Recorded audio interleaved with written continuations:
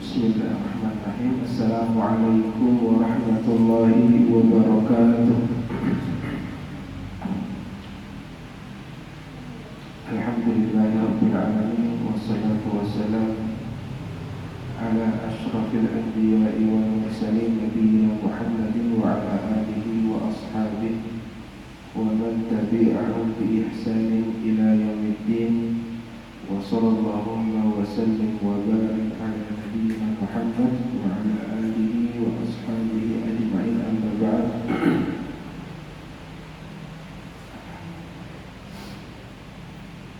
Allahumma 'allimna ma yanfa'una wanfa'na bima 'allamtana wa zidna 'ilman.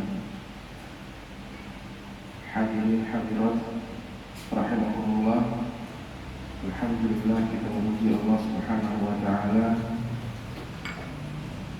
Pada hari ini kita bisa berkumpul di suatu majlis untuk belajar ilmu syariat, lebih khusus yaitu mempelajari ilmu akidah, yang mana ini adalah termasuk salah satu ilmu terpenting dalam Islam yang wajib kita ketahui, yang wajib kita belajar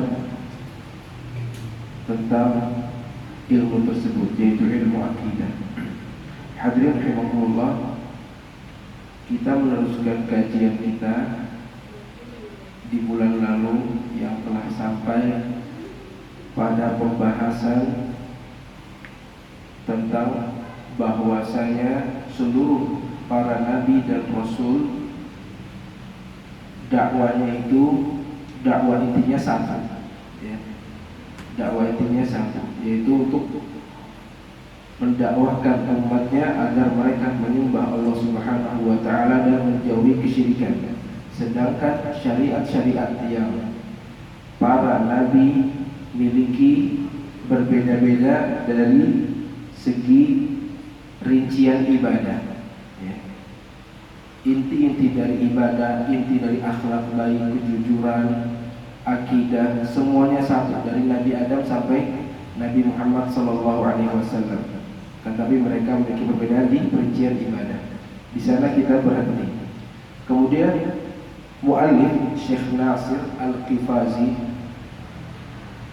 menyebutkan bab setelah pelajaran tentang syariat para rasul, yaitu hukum mempelajari ilmu akidah serta keutamaannya.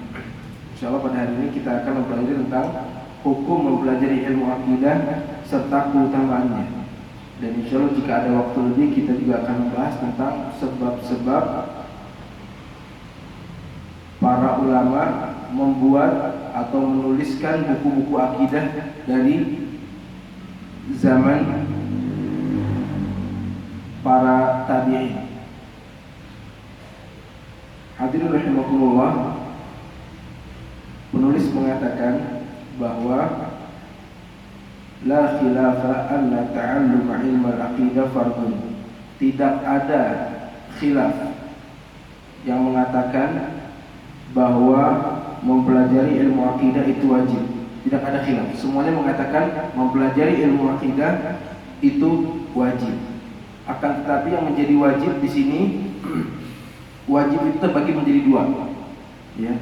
Ada fardu kifayah, ada fardu ain. Nah, mempelajari ilmu akidah secara rinci hukumnya fardu kifayah. Maksudnya mempelajari secara rinci adalah pertama mempelajari fondasi ilmu akidah, ya, hal-hal terpenting yang harus diketahui, dan juga mempelajari bagaimana cara membantah seluruh perkataan, seluruh keyakinan orang-orang sesat di dalam ilmu akidah, ya. Mempelajari ini semua, mempelajari cara membantah mereka, mempelajari semua kesalahan-kesalahan ahlul bid'ah dan orang-orang sesat, ini fardu kifayah, ya. Jadi wajib di suatu kaum ada satu orang yang mempelajari hal tersebut. Enggak semuanya wajib, ya. Akan tetapi ilmu akidah menjadi fardu ain, Fardu ain wajib bagi setiap orang adalah mempelajari ilmu akidah, dasar ilmu akidah yang wajib dia ketahui, yang dimana dengan ilmu tersebut dia mengetahui apa itu hak Allah, apa itu hak Rasulullah, bagaimana kita menjalankan perintah Allah. Ini wajib bagi setiap orang mengetahuinya. Ini yang dikatakan oleh Rasulullah sallallahu alaihi wasallam, talabul ilmi fardhatun ala kulli muslim. Menuntut ilmu itu fardu ain bagi setiap muslim. Maka seorang muslim jika tidak mau menuntut ilmu atas tentang apa yang diperintahkan Allah atas dirinya, maka dia berdosa. Ya.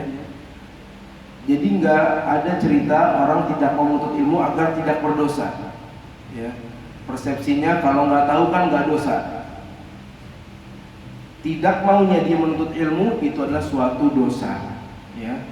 Karena menuntut ilmu tentang hal-hal yang diperintahkan oleh Allah terhadap individu masing-masing adalah suatu kewajiban, dan kewajibannya adalah fardu ain. Nah, fardu ain di sini tentang ilmu akidah bertingkat-tingkat sesuai dengan kebutuhan atau kemampuan atau kesibukan setiap individu masing-masing. Ya. Penulis di sini mengatakan, fa innal wujub fil Islam mu'allaq 'alal istita'ah. Karena kewajiban dalam belajar ilmu akidah itu tergantung atas kemampuan masing-masing, ya. Dan ini adalah kaidah umum dalam Islam. Setiap ibadah itu sesuai kemampuan, alal istita'ah. Allah Subhanahu wa taala berfirman, la yukallifullahu nafsan illa wus'aha. Allah enggak akan membebani orang dengan beban kecuali Allah akan berikan kemudahan baginya. Allah akan cocokkan dengan kemampuannya. Kalau nggak mampu berarti sudah, itu tidak akan dihisab sama Allah Subhanahu wa taala, nggak akan dihisab. Semua sesuai dengan kemampuannya. Jadi kewajiban menuntut ilmu bagi orang-orang yang berada di kawasan ilmu, di kota ilmu, kota yang mudah untuk menuntut ilmu, itu berbeda tingkat kewajibannya dengan orang-orang yang tinggal di daerah yang sulit mendapatkan ilmu. Berbeda kewajibannya. Ya, kita yang tinggal di kota Jakarta, ya, alhamdulillah ini adalah tempat yang mudah untuk menuntut ilmu. Benar ya Bapak Ibu, Jakarta ini tempat yang mudah untuk menuntut ilmu. Banyak sekali kajian, ya, sinyal juga gampang didapatkan untuk belajar ilmu yang gak bisa hadir ke majelis ilmu. Banyak para pengajar. Tingkat kewajiban orang-orang Jakarta ini berbeda dengan tingkat kewajiban mereka yang berada di kampung-kampung yang ada di pelosok, itu berbeda. Ya, jadi tingkat kewajiban orang-orang yang ada di kota mudah menuntut ilmu, dia lebih besar kewajibannya. Begitu juga berbeda bagi orang, ya, yang pekerjaannya sebagai mufti, yang pemberi fatwa, dan juga orang yang awam. Orang awam wajib mengetahui dasar-dasar ilmu akidah, dasar-dasar hak Allah. Sedangkan mufti, orang yang suka memberi fatwa, para penceramah, itu dia harus lebih lagi, lebih dalam mengetahui ilmu akidah, harus lebih dalam mengetahui ilmu akidah, cara membantah para orang yang memberi syubhat, orang-orang sesat, bagaimana bantahannya. Mereka harus belajar sampai tahap tersebut, ya. Kewajibannya berbeda tergantung tempat, tergantung pekerjaan, dan tergantung kemampuan setiap individu masing-masing. Dan itu kita ketahui masing-masing. Kita di mana sekarang? Ya, kita di posisi mana? kita berada di tempat apa, maka kita wajib untuk menuntut ilmu. Karena banyak orang yang memiliki persepsi di luar dari kaidah ini, ya. Dia mengatakan bahwa orang yang menuntut ilmu dari ilmu dasar maupun ilmu yang sudah menengah ke atas itu hanya orang-orang tertentu saja, hanya para ustadz aja, hanya para kiai saja, hanya para habaib saja. Dia nggak berhak belajar, ya. Sampai seperti itu. Dia merasa dirinya ini nggak berhak belajar karena dia merasa saya nggak akan paham agama. Yang paham agama hanya orang-orang misalnya keturunan Rasulullah SAW saja, ya. Ada orang yang seperti itu. Jadi mereka nggak mau belajar.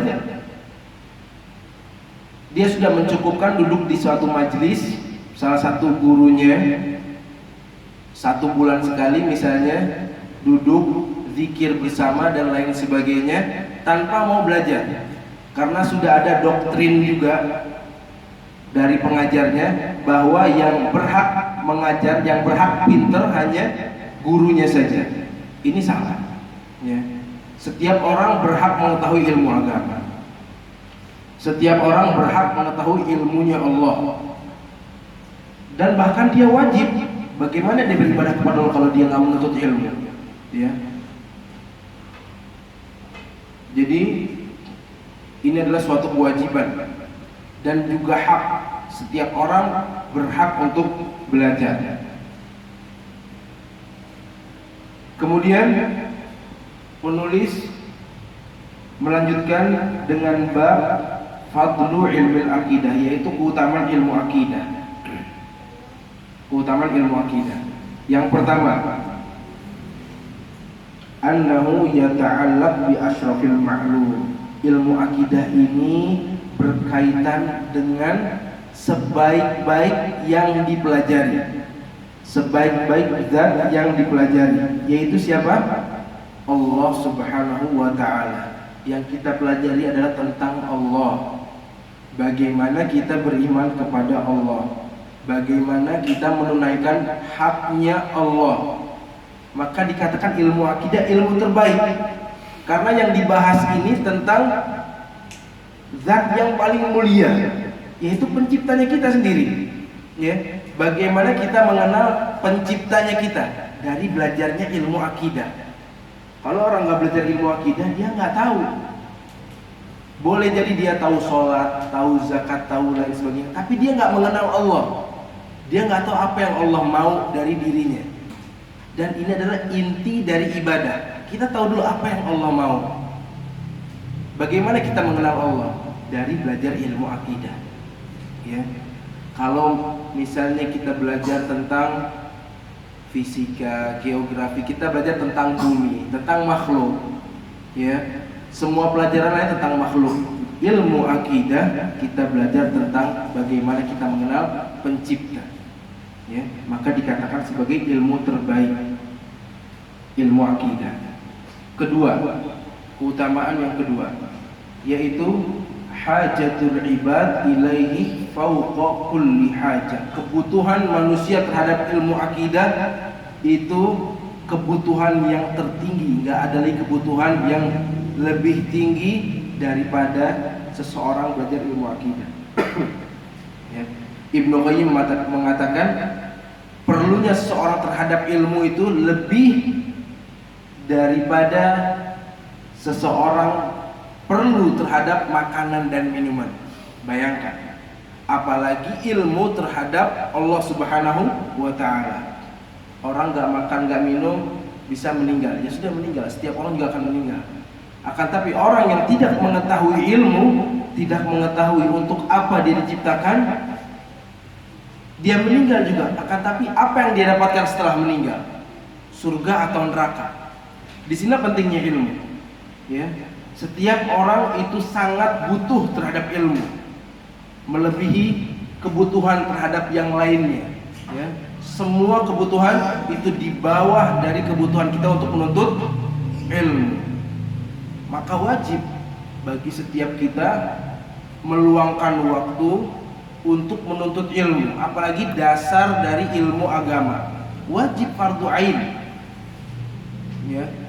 Jangan sampai kita meluangkan waktu untuk makan, cari uang, itu sudah luar biasa banyak, dominan di setiap hari kita, dan menuntut ilmunya nggak mau. Sebulan hanya sekali, ya udah gitu online lagi. Yang mana setiap orang ini butuh terhadap ilmu, butuh juga terhadap majelis, butuh diturunkan sakinah terhadap hatinya, butuh diingatkan. Setiap mukmin butuh diingatkan, butuh terhadap majelis ilmu. Ya, Allah Subhanahu wa taala berfirman, "Wa dzakir fa inna dzikra tanfa'ul mu'minin." Maka ingatkanlah, karena pengingat itu akan bermanfaat bagi orang yang beriman. Dia akan kembali lagi ke jalan Allah ketika diingatkan. Itu dia butuhnya seseorang terhadap ilmu dan juga majelis ilmu. Karena itu yang bisa mengingatkan dia ke jalan yang lurus. Kemudian juga kata muallif, karena tidak ada kehidupan di hati, wala na'im wala tuma'ninah, tidak ada kenikmatan juga, tidak ada ketenangan, illa bi an ta'rif rabbaha, kecuali dengan mengetahui siapa Rabbnya, siapa penciptanya. Itu akan menjadikan hati tenang. Ya. Bagaimana mengetahui bagaimana rahmat Allah terhadap hamba-hambanya. Ya.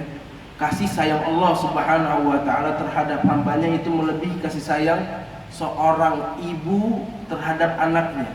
Kita harus tahu bagaimana Allah memberikan rahmat kepada kita, bagaimana Allah memberikan nikmat kepada kita, bagaimana Allah menunda kedurhakaan kita, menunda balasan yang Allah mampu untuk memberikan balasan terhadap kita, tetapi Allah menundanya. Allah terus memberikan kita nikmat. Ini adalah rahmat dari Allah Subhanahu wa taala. Allah selalu memberikan kita kesempatan untuk bertaubat. Kapanpun kita bertaubat, Allah menerima taubat kita. Selagi nyawa belum sampai kerongkongan dan matahari belum terbit dari arah barat, Allah selalu menerima, memberikan kita kesempatan. Ini adalah rahmat yang luar biasa yang Allah berikan kepada kita. Dan kita tidak mengetahui semua ini kecuali dengan kita belajar akidah. Kita mempelajari bagaimana sifat Allah, bagaimana rahmat Allah, dan juga kita bisa mengantisipasi diri kita, menjauhi diri kita dari murkahnya Allah. Kapan Allah murka, bagaimana Allah murka, kita harus mengantisipasinya, kita harus menjauhinya dari hal-hal tersebut. Kita harus tahu Allah mengampuni dosa kapan, dan Allah kapan tidak mengampuni dosa. Ini adalah hal penting untuk kita sendiri, maslahat. Kita belajar, kita nggak belajar, itu nggak mengurangi kekuasaan Allah, nggak mengurangi kerajaan Allah, kekuasaan Allah enggak. Akan tapi itu berkaitan terhadap diri kita sendiri. Bagaimana nasib kita nanti? Bagaimana maslahat kita ketika kita mau belajar atau enggak? Itu yang terpenting, ya. Kemudian wa yakunu ma'adzalika kullihi ahabbu ilaihi mimma siwa, dan jika seseorang sudah mempelajari ilmu akidah, dia mengetahui siapa itu Allah, apa itu hak Allah, pasti dia akan mencintai Allah di atas cintanya terhadap segala sesuatu, ya. Dan ini hakikat orang beriman. Mereka mencintai Allah dan Rasulnya di atas cintanya terhadap segala sesuatu, terhadap segala makhluk. Dia melebihi cinta Allah daripada cinta hartanya, ya. Jadi jika dibandingkan, ya, di suatu waktu kita harus memilih apakah kita ingin mendapatkan harta atau kita ingin taat kepada Allah. Kalau orang yang sudah beriman, yang sudah berakidah yang kuat, nggak akan mikir panjang.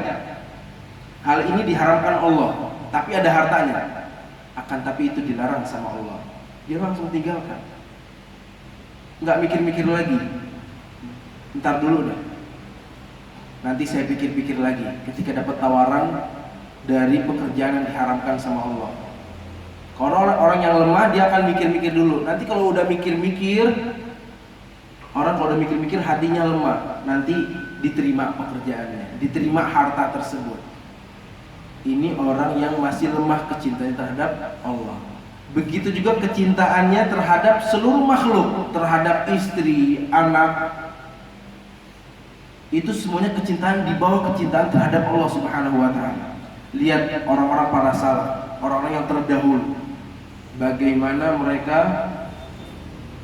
mengorbankan istri, anak karena kecintaannya terhadap Allah Subhanahu wa taala. Lihatlah contoh Nabi Ibrahim alaihissalam. Ya, ini adalah suatu qudwah, panutan kita. Ya. Nabi Ibrahim alaihissalam sampai dikatakan Khalilur Rahman, kekasihnya Allah Subhanahu wa taala. Gelar ini tidak diberikan gelar Khalilur Rahman, kekasihnya Allah, kecuali kedua nabi. Ke Nabi Ibrahim alaihissalam dan juga ke Rasulullah sallallahu alaihi wasallam. Karena Nabi Ibrahim alaihissalam benar-benar mantap sekali akidahnya dan panutan bagi seluruh para nabi, disebut juga Abul Anbiya, bapaknya para nabi dan rasul, bagaimana menjalankan perintah Allah, bagaimana mendahulukan hak Allah terhadap seluruh hak yang lainnya. Ya, Nabi Ibrahim alaihissalam, nabi yang pada saat itu benar-benar mengharapkan agar Allah memberikan dia keturunan. Nabi Ibrahim alaihissalam, ya, sampai umur Nabi Ibrahim alaihissalam 80 tahun belum diberi keturunan juga, sampai diberikan solusi dari Allah melalui istrinya untuk menikahi Siti Hajar. Dinikahilah, kemudian dapatlah anak laki, Nabi Ismail alaihissalam, anak yang paling dibanggakan oleh kaum Arab.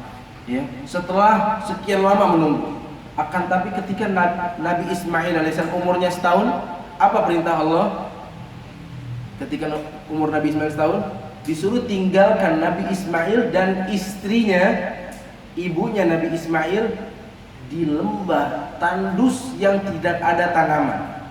Allah katakan dalam surat Ibrahim, biwadin ghairi dzi zar'in 'inda baitikal muharram.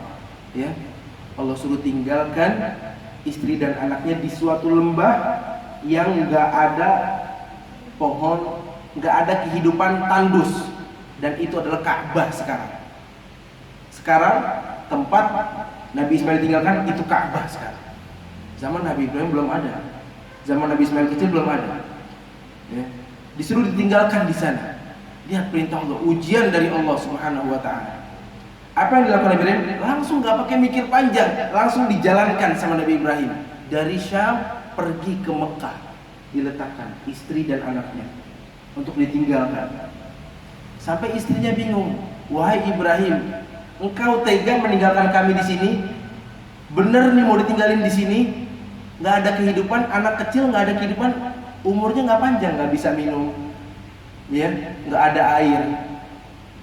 Akan tapi Nabi Ibrahim gak menghiraukan, sudah ditaruh saja. Sampai berulang-ulang bertanya, sampai istrinya mikir, ini pertanyaan ini gak bakal dijawab sama Nabi Ibrahim. Sampai dia ganti pertanyaan, Allah amaraka bihadza, Allah bukan yang perintahin ini. Baru Nabi Ibrahim nengok, iya Allah yang perintahin hal ini. Baru kata istrinya, iya sudah, kalau Allah yang perintahin, berarti Allah gak akan menyia-nyiakan kita.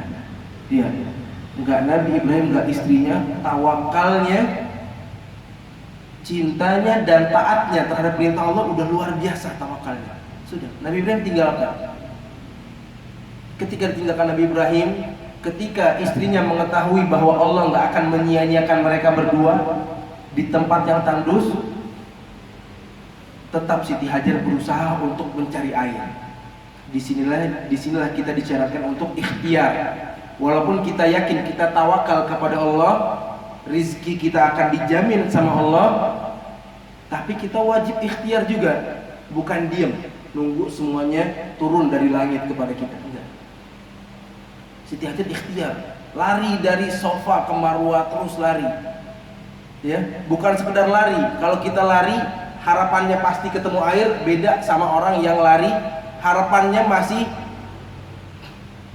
bingung, ini di mana ada airnya. Ya, ini Siti Hajar lari berkali-kali sambil dengan jiwa yang khawatir terhadap anak dan terhadap jalan keluarnya di mana nih. Anak saya nanti mendapatkan apa dari Allah. Subhanallah, setelah 7 kali lari Safa dan Marwah, dan dengan itu kita disyariatkan sa'i di Safa dan Marwah, baru Allah berikan jalan keluar. Allah utus Nabi Jibril mengepakkan sayapnya di dekat Nabi Ismail sampai keluar air Zam-Zam. Ya. Dari situlah Siti Hajar dan Nabi Ismail mendapatkan sumber kehidupan, dan datanglah orang lain sampai ketika Nabi Ismail dewasa, nanti Allah perintahkan membangun Ka'bah di sana. Ya, Allah selamatkan setelah bertawakal kepada Allah. Kemudian setelah Nabi Ismail beranjak balik, ya, anak laki yang sudah bisa membantu orang tuanya, ya, yang lagi disayang-sayangnya, baru bisa membantu orang tuanya, Allah perintahkan lagi untuk diapakan? Untuk disembelih. Bayangkan, perintahnya ini bukan main-main. Anak lakinya disembelih. Ya. Allah katakan, Allah perintahkan Nabi Ibrahim dalam mimpinya. Kemudian diajak musyawarah anaknya, ya, bahwa Allah memerintahkan aku di dalam mimpiku untuk menyembelihmu. Ya, kata Nabi Ibrahim, "Madza tara?" Apa pendapatmu? Apa kata Nabi Ismail alaihissalam? Langsung, "If'al ma tu'mar, satajiduni insyaallah minas sabirin." Mudah-mudahan engkau wahai ayahku mendapatkanku sebagai orang yang sabar, orang yang selalu mengedepankan Allah terhadap segala sesuatu. Ya, lakukan wahai ayahku apa perintah Allah. Ini Nabi Ibrahim berat, tapi anaknya luar biasa tawakalnya. Dilakukan. Bahkan kata Nabi Ismail, kalau engkau tidak mampu melihat wajahku, buat aku telungkup, ya, tengkurap, biar nggak kelihatan mukanya untuk menyembelihnya. Nggak tega Nabi Ibrahim alaihissalam. Kemudian dilakukan, dibuat telungkup Nabi Ismail alaihissalam. Sudah benar-benar memegang pisau untuk menyembelih, baru Allah katakan dari atas langit, "Qad shaddaqtar ru'ya." Engkau telah menjadi orang yang jujur, orang yang benar dalam beriman. Engkau sudah melakukan perintahku. Maka Allah ganti Nabi Ismail menjadi domba yang disembelih. Lihatlah bagaimana panutan-panutan kita dari para nabi dan rasul, para sahabat Rasulullah SAW, mengorbankan segala sesuatu untuk perintahnya Allah. Ya, ini terjadi, ini bisa dilakukan bagi orang yang memiliki akidah yang kuat, akidah yang sudah tercocok di dalam hati, yang sudah kokoh, ya, yang sudah kuat. Nggak akan ragu mengambil keputusan jika di depannya ada dua pilihan, pilihannya Allah atau selain Allah, maka dia pasti akan memilih Allah Subhanahu wa ta'ala. Maka kita berusaha, ini adalah salah satu jalan kita berusaha agar kita memiliki akidah yang kuat, yaitu belajar ilmu akidah, yang dengannya nanti ketika kita mendapatkan ujian, cobaan, pilihan, kita ditetapkan oleh Allah, ditetapkan di jalannya Allah, tidak memiliki keraguan lagi. Sebagaimana kita berharap Allah Subhanahu wa ta'ala menetapkan kita nanti ketika kita di kuburan, ya, ketika kita nanti dihadapi oleh dua malaikat yang bertanya kepada kita. Disinilah setiap orang paling dibutuhkan suatu ketetapan dari Allah. Sampai Rasulullah SAW mendoakan setiap menguburkan orang, selalu memerintahkan orang untuk berdoa kepada mayit yang baru dikubur, "Istaghfiru li akhikum was'alullaha lahu tathbit." Mintalah ampun terhadap saudara kalian ini yang baru dikuburkan, dan mintalah Allah agar Allah tetapkan dia. Allah tetapkan dia di atas la ilaha illallah. Allah tetapkan, ya.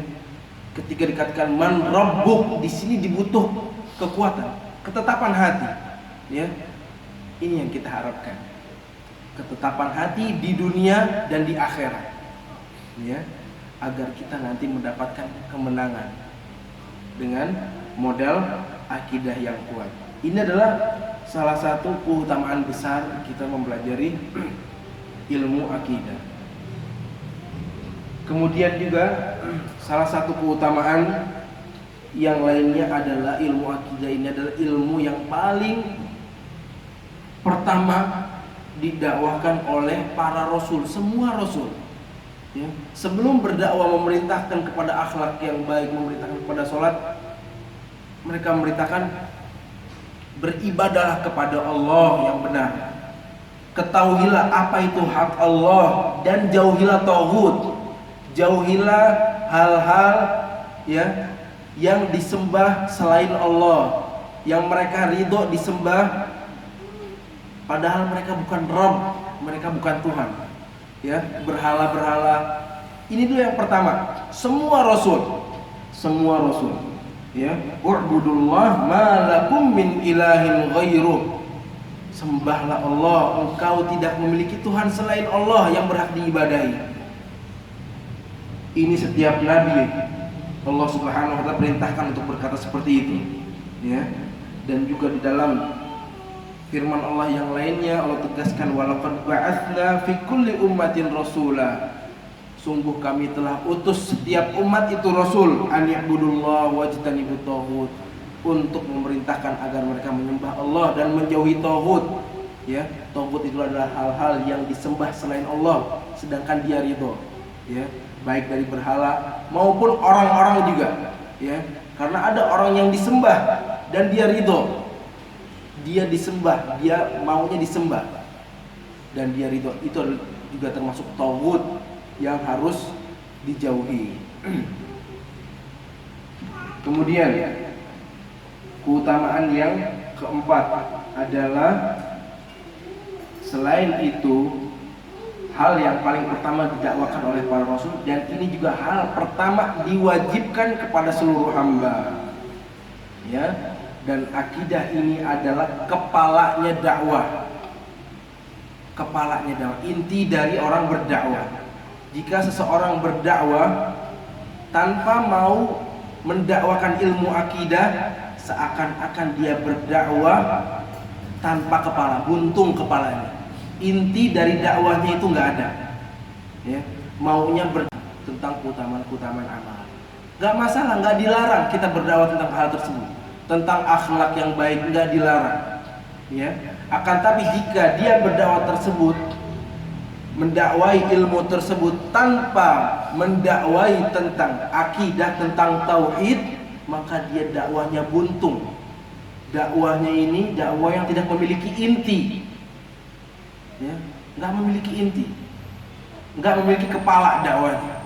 Kalau orang tidak mau berdakwah dengan dakwah tauhid, ya, ini juga harus diwaspadai.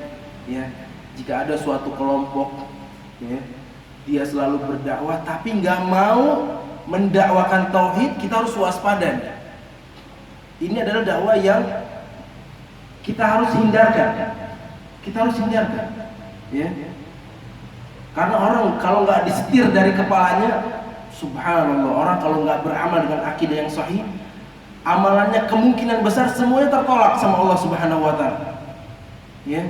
Kalau orang memiliki akidah yang salah, kemudian beribadah di atas akidah yang salah, kemungkinan besar semua ibadahnya itu akan tertolak oleh Allah Subhanahu wa taala. Ya. Karena syarat diterimanya ibadah yaitu harus ikhlas, benar, beribadah hanya kepada Allah, ikhlas, dan mengikuti sunnah Rasulullah SAW. Kalau salah satu dari dua hal ini, ya, kurang, tidak benar dalam menunaikan dua hak ini, ikhlas dan mengikuti Rasulullah SAW, maka ibadah tersebut akan tertolak. Ya. Sebagaimana sabda Rasulullah SAW, man amila amalan laisa alaihi amruna fahuwa raddun.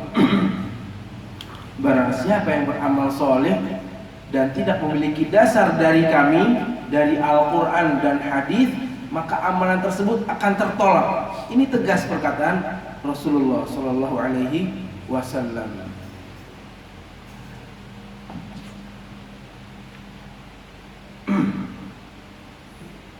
Dan juga Allah Subhanahu wa taala nanti di hari kiamat kelak akan menjadikan amalan-amalan baik orang-orang yang tidak memiliki akidah yang benar, tidak bertauhid kepada Allah dengan tauhid yang benar, menjadikan amalan mereka seperti debu yang berterbangan, habaan mansura. Allah katakan dalam Al-Quran. Allah Subhanahu wa taala berfirman di dalam surat Al-Furqan ayat 23. Perhatikan. Allah berfirman di dalam surat Al-Furqan ayat 23. Allah Subhanahu wa taala berfirman, "Wa qadimna ila ma 'amilu min 'amal." Dan kami datangkan, ya, dari hasil amalan mereka, amalan baik mereka, faja'alnahu haba'an manthura. Kemudian setelah itu kita jadikan amalan mereka seperti debu yang berterbangan. Di hari kiamat enggak diterima sama Allah, ya, karena enggak punya dasar, enggak punya landasan yang benar, enggak tahu bagaimana beribadah kepada Allah yang benar itu bagaimana. Dia enggak tahu, asal beribadah saja, ya, asal beribadah aja, nggak mau cari tahu bagaimana beribadah yang benar. Kemudian Ibnu Qayyim, Ibnul Jauzi menafsirkan ayat ini, faja'alnahu haba'a, yaitu ketika Allah menjadikan amal mereka seperti debu yang berterbangan, li'annal amal la yutaqabbal ma'asyirk. Ya, karena amalan ini gak akan diterima jika tauhidnya rusak, jika dicampur dengan kesyirikan. Ya, jika seorang itu sudah berbuat syirik, maka seluruh amal soleh yang dia lakukan, jika dia melakukan syirik besar terhadap Allah, semua amalannya akan terhapus, semua amal solehnya akan terhapus. Inilah yang Allah ibaratkan nanti ketika di hari akhirat, ya. Karena orang-orang yang terjatuh di dalam kesyirikan, otomatis sebab terbesarnya setelah qadarullah adalah lemahnya akidah mereka, sehingga dia bisa jatuh ke dalam kesyirikan, ya. Sedangkan kesyirikan ini adalah malapetaka yang paling besar, ya. Jika seorang sudah jatuh ke dalam kesyirikan, maka seluruh amal solehnya akan terhapus dan Allah haramkan bagi dia surga. Innahu may yusyrik billah faqad harramallahu alaihil jannah. Allah Subhanahu wa taala berfirman, sesungguhnya orang yang berbuat syirik kepada Allah, maka Allah haramkan bagi dia surga. Ya, ini adalah dosa terbesar, ya. Dan pelajaran syirik, pelajaran tauhid, kita ketahui bagaimana kita menjauhi syirik. Apa itu syirik, bagaimana kita mentauhidkan Allah, adalah dengan kita belajar akidah, belajar bagaimana keyakinan kita terhadap Allah.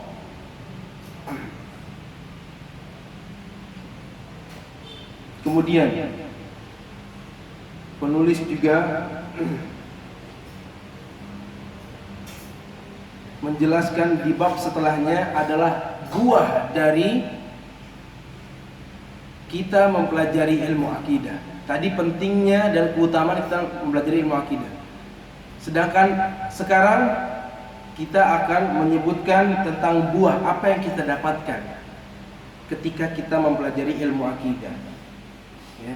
Yang pertama adalah kata muallif, nuzulul barakat wa husulul hayat thayyibah.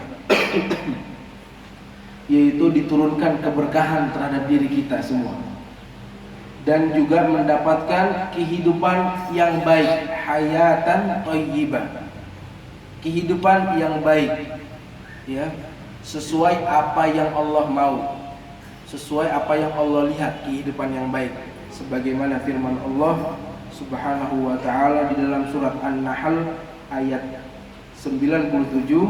Allah Subhanahu wa taala berfirman, man 'amila shalihan min dzakarin aw untha wa huwa mu'min falanuhyiyannahu hayatan thayyibah. Barang siapa yang beramal soleh baik dari laki maupun perempuan, wa huwa mu'min, dan dia beriman, falanuhyiyannahu hayatan thayyibah, maka pasti akan kita berikan kehidupan yang thayyibah, yang baik, kehidupan yang tentram. Ya. Seseorang jika sudah memiliki hati yang kuat, bagaimana keadaannya, bagaimana cobaannya di dunia, hatinya akan selalu tentram. Bagaimana keadaannya, baik dia miskin maupun kaya, ya, baik dia ditinggalkan oleh orang-orang tersayangnya, datang musibah-musibah, jika Allah, ya, jika dia beramal soleh, pasti akan Allah berikan ketenangan di dalam hatinya, ya. Dan sebaik-baik amal soleh tertinggi dari seluruh amal soleh adalah bagaimana kita mentauhidkan Allah Subhanahu wa taala. Ya. Bagaimana kita beribadah hanya kepada Allah. Salat kita hanya kepada Allah, kita berdoa kepada Allah. Ini sebaik-baik amal. Sebagaimana syirik seburuk-buruk maksiat, itu syirik. Dan sebaik-baik amal soleh itu tauhid. Semuanya itu cabang dari tauhid. Dan semua maksiat itu cabang dari syirik.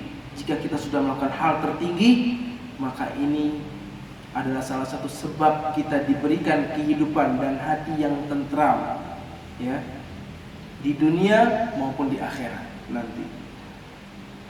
Kemudian yang kedua, buah yang kedua adalah ijtima'ul ummah wa wihdatiha, ya, yaitu persatuan umat dan kesatuannya. Karena Allah Subhanahu wa taala memerintahkan kita untuk bersatu di jalannya Allah, ya, bersatu di atas apa? Jalannya Allah, bukan sekedar bersatu saja, ya. Bukan sekedar bersatu bersama orang-orang yang sesat, yang penting kita bersatu. Bukan, dasarnya jalan Allah itu bukan yang Allah minta, ya.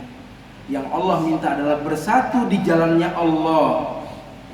Allah katakan wa'tasimu bihablillahi jami'an, bersatulah kalian di jalannya Allah jami'an, semuanya diperintahkan sama Allah, ya. Bukan berarti Allah ini, ya, Allah menginginkan kita berpecah belah, enggak. Allah dan Rasulnya selalu memerintahkan kita untuk bersatu. Kita selalu mengajak orang lain untuk bersatu. Dakwah kita untuk menyatukan umat, bukan untuk memecah belah umat. Akan tapi kita menyatukannya di jalan Allah, bukan sekedar menyatukan saja, ya. Kita menyatukan umat di jalan Allah. Bagaimana hal tersebut bisa terjadi? Itu yang Allah minta. Wa'tasimu bihablillah, bersatulah kalian di jalan Allah. Sebagaimana firman Allah di ayat yang lainnya, qul hadhihi sabili, katakanlah wahai Muhammad, ini jalanku, hadhihi sabili, ad'u ilallah, aku berdakwah di atas jalan ini kepada Allah, agar orang kembali kepada Allah. Ad'u ilallah ala basiratin, di atas ilmu, ya.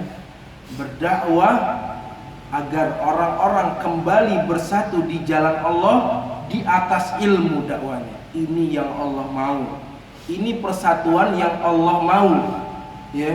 Bersatu di dalam akidah yang satu, di jalan yang satu, di manhaj yang satu. Ini adalah persatuan yang Allah ridhoi, ya. Dan jika seseorang belajar semuanya akidah yang benar, mereka akan bersatu di jalan Allah semuanya. Itu buah yang akan didapatkan.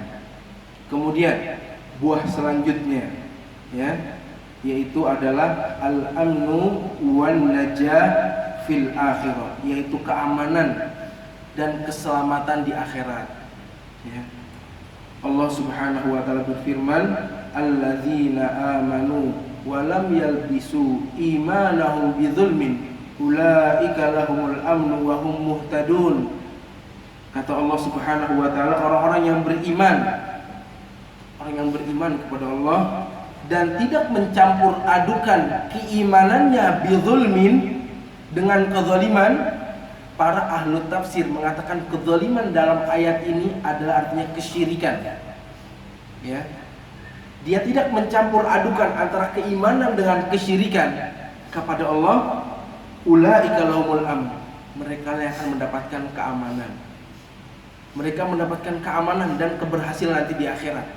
Ya. Dia memurnikan imannya dari kesyirikan. Enggak mau. Dia selalu menjauhi kesyirikan. Ada hal-hal yang berbau kesyirikan dijauhi. Ya. Jangankan dilakukan, didekati aja enggak. Ya, ada komunitas atau ada tempat-tempat yang terjadi kesyirikan di dalamnya, itu seorang mukmin dilarang untuk wisata ke sana. Ya. Tempat-tempat yang di tempat tersebut terjadi kesyirikan luar biasa. Contoh seperti candi, misalnya Candi Borobudur, itu terjadi kesyirikan luar biasa di sana. Kesyirikan, orang menyembah selain Allah secara rutin, kesyirikan yang besar sekali. Maka seorang mukmin nggak boleh datang tuh, nggak boleh mendekati tempatnya, nggak boleh berbuat syirik maupun mendekati kesyirikan. Selain hal tersebut, ditakutkan juga ketika Allah menurunkan azab, kita sedang berada di sana. Ya, karena Allah menurunkan azab kepada suatu tempat yang terjadi penyelewengan yang sangat besar, kedurhakaan yang sangat besar terhadap Allah Subhanahu wa taala. Allah jatuhkan azab. Begitu juga orang-orang yang enggak mau melarang perbuatan tersebut. Ini orang-orang bukan melarang lagi, malah ridho, wisata. Ini hal yang mungkar, ya, enggak boleh dilakukan. Ketika kita melihat hal yang mungkar, apalagi kemungkaran ini kesyirikan, maka kita harus melarangnya sebisanya. Ya, bisa melarang dengan tangan, lakukan dengan tangan. Tapi jika tidak bisa, dengan lisan katakan. Jika tidak bisa dengan lisan, maka dengan hati kita harus mengingkari hal tersebut. Bukan didekati, bukan dijadikan tempat wisata. Ya, harus menjauhi dari seluruh hal-hal yang berbau kesyirikan. Kita harus jauhi. Kemudian yang keempat adalah tuma'ninatul qalbi wan syirahus sadar, ketenangan hati dan lapangnya dada. Kalau orang sudah Allah beri hidayah Islam, ya ini adalah hidayah yang paling besar, ya. Hidayah Islam yang patut kita syukuri. Jangan sampai kita lupa, ya. Ini hidayah Islam enggak Allah berikan kepada semua makhluk. Allah pilih kita mendapatkan hidayah Islam. Maka kita wajib bersyukur agar Allah tambah keislaman kita, ya, keilmuan Islam kita. Karena ketika seorang bersyukur akan Allah tambah. La in syakartum la azidannakum. Jika kalian bersyukur maka Allah akan tambah nikmat tersebut. Jika kita bersyukur atas nikmat Islam, Allah akan tetapkan kita di dalam keislaman, bersyukur. Ya, karena ini juga yang membuat hati kita tenang, ya, tenang dan luas hati kita. Sebagaimana firman Allah Subhanahu wa taala dalam surat Al-An'am ayat 125, Allah Subhanahu wa taala berfirman, "Faman yuridillahu ayyahdiyahu yashrah sadrahu lil Islam." Dan barang siapa yang Allah inginkan hidayah bagi dirinya, Allah mudahkan hatinya. Allah lapangkan hatinya dengan Islam. Ya, ini adalah suatu hal terbaik. Kita menjadi orang Muslim, semoga ini adalah hal yang baik bagi kita. Semoga ini adalah hal yang Allah inginkan, kebaikan terhadap diri kita. Wa may yurid ayyudillahu, dan jika Allah menginginkan orang lain disesatkan, yaj'al sadrahu dayyiqan, Allah akan jadikan hatinya itu sempit, harajan ka'annama yas'adu fis sama. Hatinya sempit, sakit, seakan-akan dia itu naik ke atas langit. Ya. Orang kalau naik ke atas langit itu hati jadi sesak napas. Ya. Jadi hatinya itu jadi sempit. Ini adalah salah satu juga kebesaran Allah Subhanahu wa taala. Ya. Pada zaman Rasulullah SAW itu belum ada penemuan pesawat, ya, belum ada orang yang tahu ketika naik ke atas langit itu akan sesat, tapi Allah katakan di dalam Al-Quran, orang itu orang yang sesat hatinya itu kepencet ya.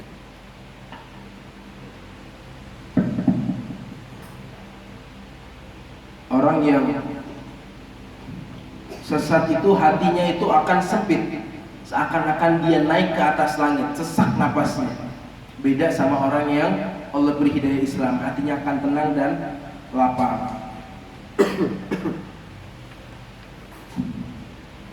Itulah hal yang bisa kita sebutkan dari tentang keutamaan mempelajari ilmu akidah dan juga buah-buah yang akan kita dapati, hasil yang akan kita dapatkan ketika kita belajar akidah yang benar. Ya. Itu kurang lebih yang bisa dikaji pada hari ini. Insya Allah nanti baterainya bisa. Baterainya bisa.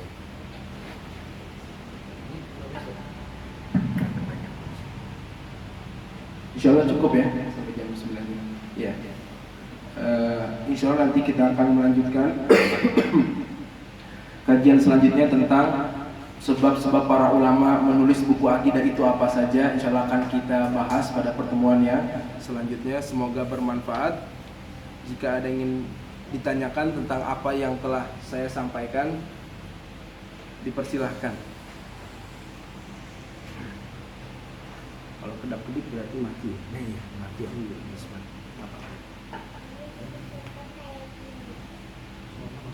Ada yang tanya?